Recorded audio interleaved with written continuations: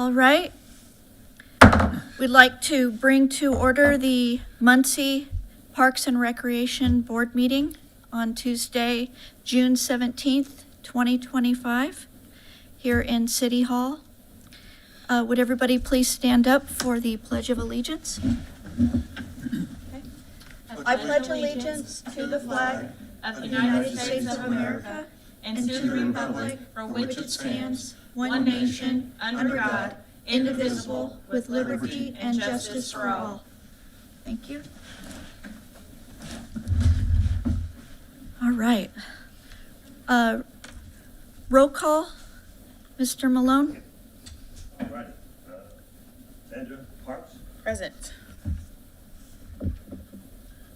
James Butler, Here.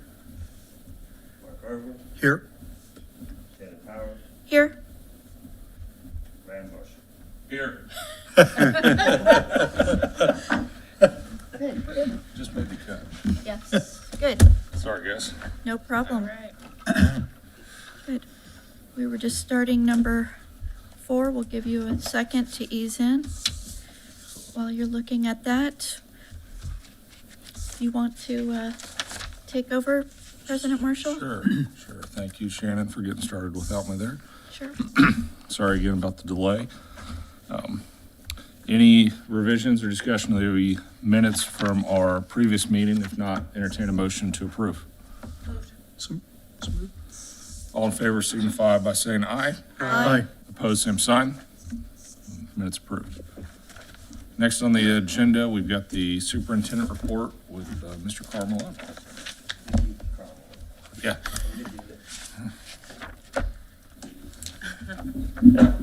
All right. Good evening, board. Good evening. All right.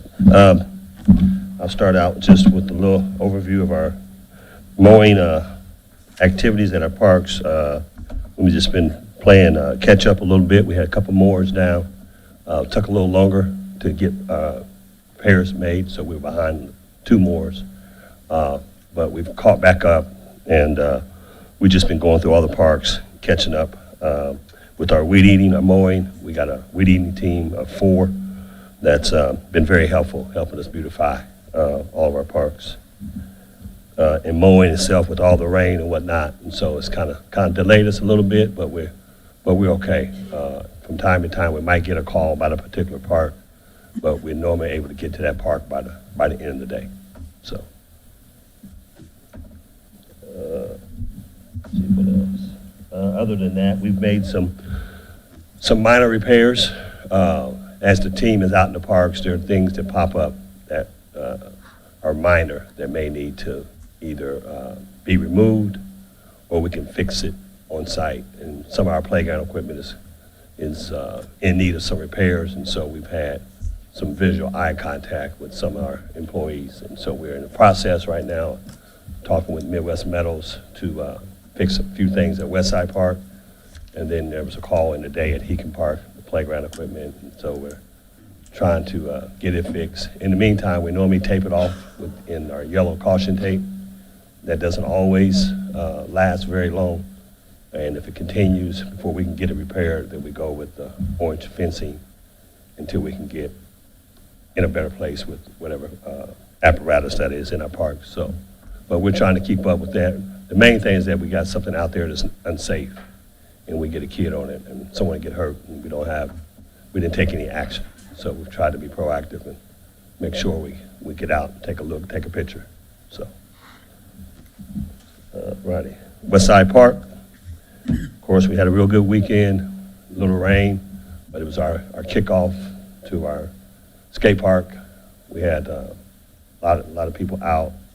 We had board members come out, take part in the ribbon cutting ceremony. There's been a lot of comments about people are happy that we finally got it open. And we still got a little more work to do, a little more cosmetic work. There's some things that's going to happen in and around our signage. I think we had a meeting, we talked about it here a month or so ago. And so meeting with the skate park family, talking with them a little bit about the importance of signage and how we go about making sure people are following best practice when they're out there skating and whatnot. So we'll try to address that stuff as they come up. But I think the people that's going to be there are people that want to take care of that skate park. So that went over real well. The mayor was out, and a lot of individuals from his office was out there as well. So we're very glad, and thanks to the city of Muncie. And city council members showed up, and so we had a good showing of the city as that project, as we had our opening for the skate park. We completed the major sewer line work at Westside Park, as well as the restrooms. They had been closed due to sewer line repair, so we got that done, and so those bathrooms are open, and the major repair line has been fixed, so we're good to go on that. Baseball diamond, we're starting to get ready to start doing some renovating work there. Westside Diamond, scoreboard, the power source, electric main box will be going in pretty soon. We've already started to turn the field, and then we'll start looking at lights and whatnot as we get some participation and teams and things of that nature start calling the office about wanting to have a league play there at Westside. So we really want to get that diamond used and get it up, but our job first is to get it looking like a playable baseball diamond. It's been down for so many years, but our plans is to get it going pretty soon. Basketball court needs some work. It holds a lot of water. When it rains there, it doesn't drain off, and so that's a concern for me in terms of being playable. There's just some resurfacing work and maybe some drainage that needs to be maybe looked at. I'll check with the city engineer and see what he thinks, and maybe sanitation, people that's got some expertise in water runoff, see what the best practice is for that, and then try to get that court resurfaced and get it looking better. Between the skate park, get the basketball court going, get the baseball diamond going. I think Westside Park will really be attractive to people as they drive up and down from Batavia and Tillerson. So, Riverview Park completed the sanitation line repair work that had to be done by sewer maintenance. That work was completed. And so we're just waiting now for the restrooms to be, I know it's been bidded out. Don't have a timeline just right off. But I do know that they will complete the sewer, the water lines will be in place as that contractor, whoever that is, will begin that work. So there shouldn't be any work from the Parks Department in terms of water supply to the restrooms. And that's speaking from Adam, city engineer. That's what was communicated to myself. What else? Baseball field, we just basically there, that baseball field's been used for kickball. So I call it more of a kickball field there at Riverview for the small kids and the daycares in and around the neighborhood. They're down there quite a bit. So we've gotten the field looking nice. We just got to line it, put the bases down, and then that field's ready to go. We have turned it and did some mowing and weed eating, just your basic upkeep of a diamond. So Cooley Park, the timers had to be reset.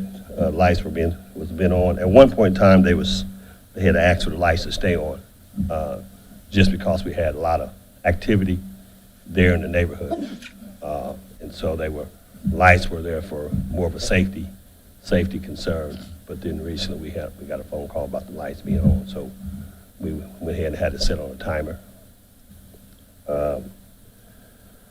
Swing sets have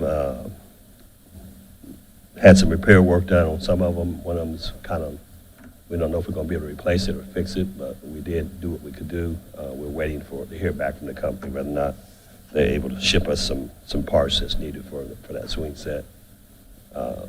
We did repaint the building there that had some graffiti wording on it. I think our summer interns were out there last week, and I went back by day before yesterday, and all that's been removed and painted and looks back like it was all year. So what else? Splash pad is running. We ordered a part came back in. It's a new part for the push button operation of the splash pad.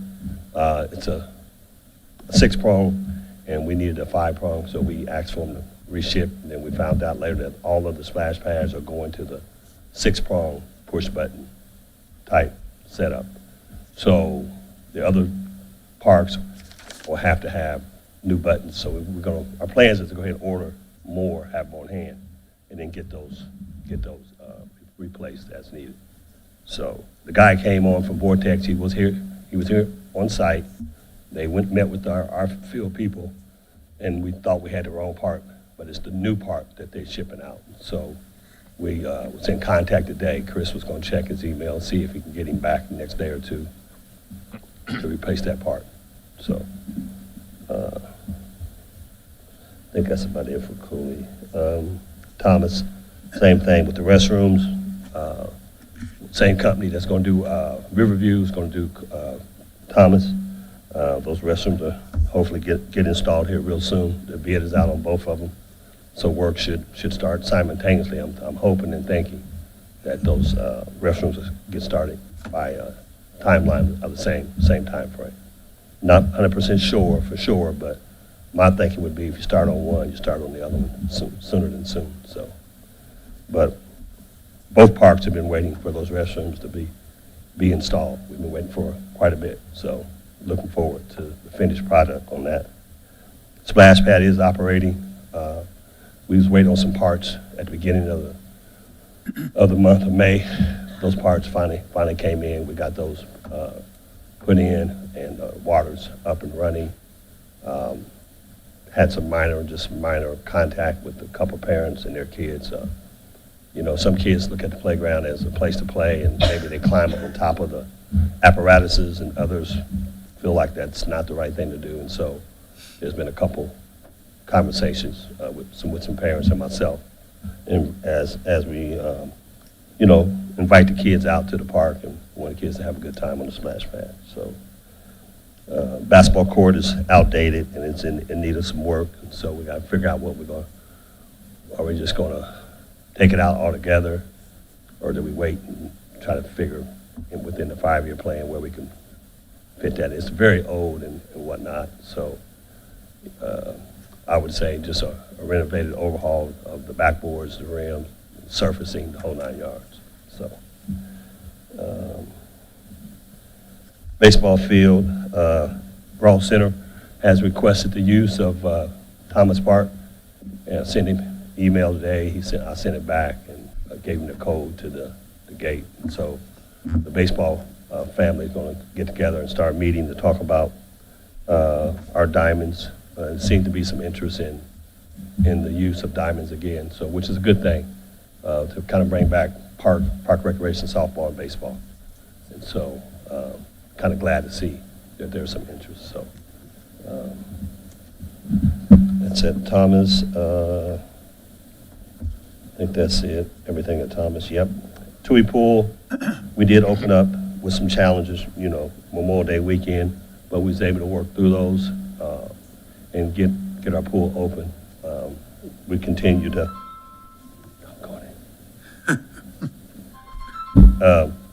Sorry, that's my fault. I thought I had it on silence, but so we've had some calls to Tui Pool in terms of safety concerns, police calls. We've had a couple meetings in the mayor's office concerning Tui's. The hours have been changed. We're going to meet tomorrow to discuss ongoing best practice there at Tui's. Comments coming in from the community. But at this point in time, it's about a safety concern to all. And so we're going to look at those changes that we made, and then continue to be in dialogue with the legal team and the police department. I was there yesterday with Chief Sloan and the YMCA director, and we had conversation about not only that day, but the day that we've had altercations and how we'll go about removing those individuals that need to be removed. So there could be some more changes. Right now we're just starting with the the hours, 12 to 4, and then age groups, and then amount of people in the pool at one time. So I think we're looking between 300 and 400 at a time versus whatever the max out number is, 1,200, 1,000, somewhere in that area. That's a lot of people. But we'll make changes as we need. But the main thing is to keep the community, keep the kids safe. So, and I think that's it. The only thing I would say for me is that we have to keep the element out. How we do it. The other concern is the backpacks, because they're bringing firecrackers. Firecrackers been thrown on police officers, thrown in and around groups of kids, tossed from the Tui Tower for several minutes after the police had already dispersed the crowd. Then that whole group went over into the Tui Tower up top and continued to throw firecrackers from the top of the tower. So it's a safety issue. And so, and we'll address it as we see fit. I mean, if it's an ongoing issue, then we have to get back in the room and talk and figure out what's our next plan. But how do we keep that environment safe for all? So, anybody got any questions? questions for Carl? Yeah. I have a few. Okay. How, are the lawnmowers fixed? Yes. Okay. Yeah. And then is the signage up at the skate park now? Not yet. Okay. Not yet. I will check tomorrow. It should be, because the paperwork was put in over 10 days ago, so. Okay. And then how many times have we repaired Thomas Park's bathroom since you've been in this role? How many times do you think? I would say From 6 to 8 times, where we had to try to keep the elements that go in. I will say that the new business that opened up there has been another set of eyes for that area and that park. I did talk to the business owner there at the root beer stand, and then he came over and said that the late hours between 9 o'clock and 11, there seemed to be some activity over in and around that building. And I did mention that to the chief as well. So that's on the radar to be addressed. Just people hanging out for other reasons other than having fun at the park there. So just continue, keep an eye out, say something, see something, say something type deal. And then I meant to mention it to the neighborhood association at the skate park opening, but I didn't get a chance to. I wanted to bring it to his attention. So I think the more people we have talking about it, the better off we all are at solving the problem. Same thing at Southside Neighborhood Association, at Cooley Park, those issues there. Just need to have more people talking and discussing what they want their park to look like. Any other questions for Carl? Has there been any talk about perhaps not repairing it and just closing it up? Some of our parks do not have bathrooms in them. I do know the new ones they got coming in are kind of prison style, real, secure, fabricated urinals the way they have them inside the facility. And so their hopes is to put those kind in place and see what happens. And it'd be hard to pull those off, because the ones we got in there right now, they just pull stuff out of the wall and off of the floor and whatnot. But I think this is attached to the unit itself. So kind of the jail type setup type system. So. Any other questions for Carl? I do. Okay. Is the purpose of having the bathroom there because we have a splash pad? That is the main focus. And so the changing room, you have babies there that need to change, and so in that restroom, the changing room is where we would go in and change an infant and whatnot. Okay. So that's the purpose of Yeah. having to have the restroom open and whatnot. So Because even with the porta pots, they just knock those over a lot of times, and then we got a bigger mess. Yeah. So we do get calls from time to time about the porta pots being knocked over. And that's usually to the park office, and then we just have to go out and clean it up and do all that good stuff, so. Okay. Anything else? No, I'm good. You're good. Thank you. Thank you, Carl. Thank you, Carl. Don't go too far. You gotta put your other hat on. All right. Programming and events. Yeah. You don't actually have to put your hat on unless you want to, but as I say, you only brought one today. I know you got more than that.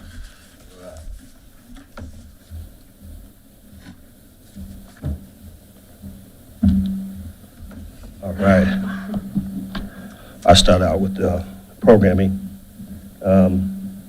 So we kicked off our summer intern, summer program.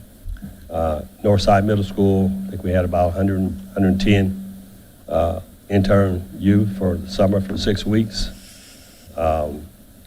Nikki and Shannon and Miss Dee Dee Walker has been very instrumental in administering the program, making sure all the paperwork and stuff is recorded. Whiteley Neighborhood Association became the fiscal body to oversee our budget. The city was in support of approaching Whiteley Neighborhood Council, so we had a meeting in Mark's office and discussed the possibility, and the board agreed once they got the things worked out. And so we're very thankful to have the association, Whiteley Association, and the city enter into a contract agreement to oversee the 6-week summer program. Fox 59, I don't know if you guys got to see a little clipping of it, but I saw it on TV a couple times this week and once last week. So they had came over to Heacon Park, interviewed the kids working, talked to myself a little bit about the program, and just had a little bit of discussion about what it meant to earn a little bit of money. So that was a good plug for Muncie and the summer program. Shannon and those guys have been working with MITS. MITS has been very supportive in providing transportation to and from our sites, along with a couple of the park vans. And so we've been kind of mobile, moving the kids in and around the sites. Shannon has reached out to a couple other businesses around town to add a couple locations to the program so the kids can continue to have places to go work, other than just working out in the parks and picking up, paper and trash, things of that nature. Some people are getting office experience, and some are getting a chance to see how farming takes place in terms of gardening, things of that nature. Some kids are doing janitorial type work in and around our schools and whatnot. And then some kids are working within the YMCA. So just various locations. So we're thankful for the program, thankful for the city to support the program in the 6-week camp. Summer programming at the YMCA, YWYM, with Miss Shannon and the YMC people that learn to swim. It's very important. I saw a clip over to Indianapolis. They were talking about their parks program and the swim program, and they was highlighting the importance of the Learn to Swim program. So I want to say thanks, Shannon. Glad you. Yesterday, so we started this Learn to Swim program, and we have 116 participants. It's a partnership between the City of Muncie, Parks and Recreation, through some research grants that I've gotten as an employee, faculty member of Ball State University, and with Cardinal Swim Club. And yesterday was our first day, and we had a full house. So we're over the course of 8 weeks and 16 lessons. They're 45-minute lessons. We'll be able to teach 116 people, because we have children, we have teens, and we have adults. Our oldest participant is 70 years old. So I'm more excited personally about the Yeah. older adults that are coming back to learn finally how to swim. So, So we will be starting our baseball, softball camp and clinics put on by Randy O'Connor, Barn Academy. That starts on the 23rd for baseball. Runs every Tuesday from 9 to 11 there at the Cambridge Field. And then the following month will be softball. Same time, Tuesday, 9 to 11, free to all the kids. So I've been taking flyers in and around the daycares in the community Yeah. and trying to get a cross-section of kids invited to take part in baseball and softball clinic at our parks for no cost. So I'm pretty excited about that. And then I will begin basketball latter part of this month, in the month of July. They're again free for the kids to have a little bit of competition. Elementary and middle school age group is the target group. And then we'll finish up in August with the back-to-school youth basketball tournament. They're again free of charge to all the kids in the city. and then, can I mention two Yeah. other things?